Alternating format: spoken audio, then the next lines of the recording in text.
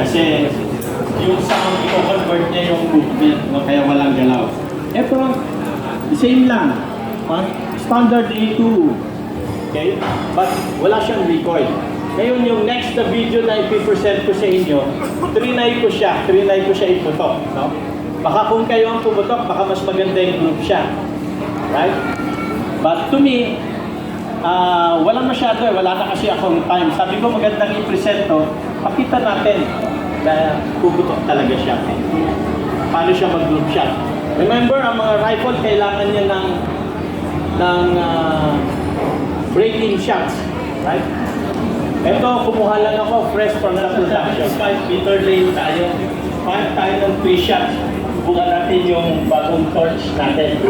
Yung 5.56. Alright? Fresh from the production. Hindi pa siya masyado breaking yung barrel. Pero somehow makita lang natin paano mag-behave yung bala dito.